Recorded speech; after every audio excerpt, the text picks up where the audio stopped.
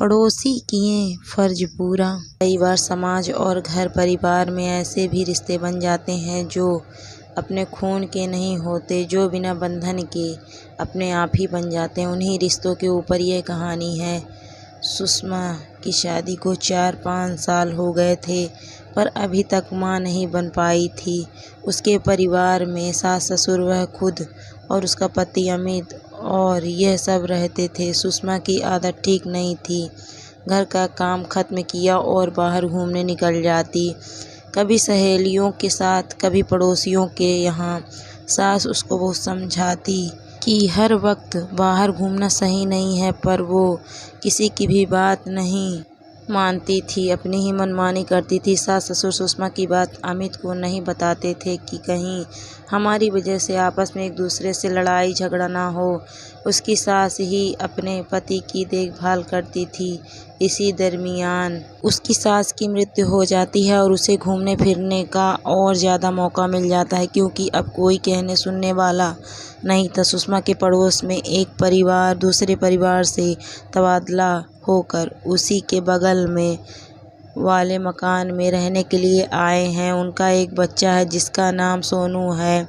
उन दोनों पति पत्नियों का नाम सुमन और समीर है। एक दिन सुमन का परिवार सुषमा के यहाँ मिलने के लिए आता है। सुषमा, आइए बहन जी। दोनों परिवार एक दूसरे से अभिवादन करते हैं। सुषमा, यह मेरे ससुर पापा जी हैं। सुमन उनका अभिवादन करती है।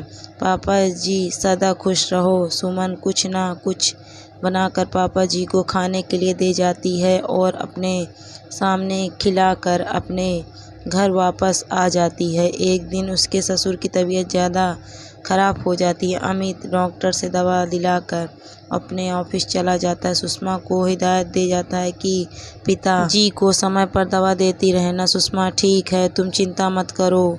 पर उसका तो स्वभाव ही ऐसा था कि वो अपनी हरकतों से बाज नहीं आती थी। पति के आने से पहले ही घर वापस आ जाती थी। उसका ससुर बहुत ही भूखा प्यासा था। उसने कहा, सुषमा बेटी, मुझे भूख लग रही है, कुछ हल्का खाना बना कर दे दो। सुषमा, थोड़ी देर पहले ही तो आपको दूध दिया है, मैं अभी बाहर जा रही हूँ, वापस आकर कुछ खाने को दे देती हूँ। ऐसा कहकर वो बाहर चली जाती है। सुषमा को बाहर गए हुए बहुत देर हो गई। पापा जी बहुत परेशान हो जाते हैं। एक तो बीमारी, ऊपर से भूख की वजह से कमजोरी बहुत महसूस हो रही थी। वो क्या करें, उनको समझ में नहीं आ रहा था। अचानक पापा जी को सुमन की याद आ जाती है कि वो हमेशा कुछ न कुछ मेरे खाने के लिए लाती है।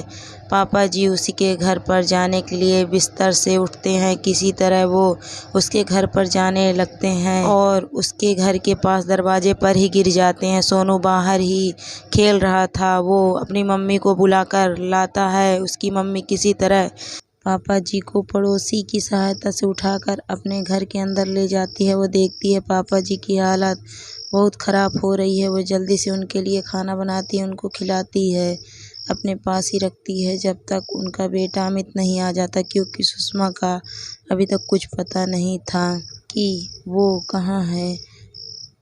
अमित ऑफिस से घर पर वापस आता है, पर घर पर कोई भी नहीं दिखता। अमित परेशान हो जाता है, सोचता है आखिर पापा जी कहाँ पर हैं, उनकी तो तबीयत खराब है, कहाँ पर गए होंगे। अमित सुमन के घर पर जाता है, देखता है पापा जी वहाँ पर आराम से सो रहे हैं और सुषमा का कहीं भी पता नहीं कि वो कहाँ है। वो वहीं पर अपने पापा जी के उठने का इंतज़ार करता है। पूछता है कि पापा जी आपके यहाँ पर आकर कैसे सो रहे हैं। इतनी देर में उसके पापा जी जग जाते हैं। वो सारी बातें बताते हैं कि मैं कैसे यहाँ पर आया। अमित हाथ जोड़कर धन्यवाद आभार व्यक्त करता है कि यह एहसान मैं तुम्हारा कभी नहीं भूल सकता जो मेरे और मेरे पिताजी के लिए किया है। आजकल के समय में भी जो लोग बाग दूसरों का भी दुख दर्द समझते हैं और दूसरों के प्रति अपना प्रेम भाव रखते हैं एवं फर्ज पूरा करते हैं, धन्य है ऐसे लोग।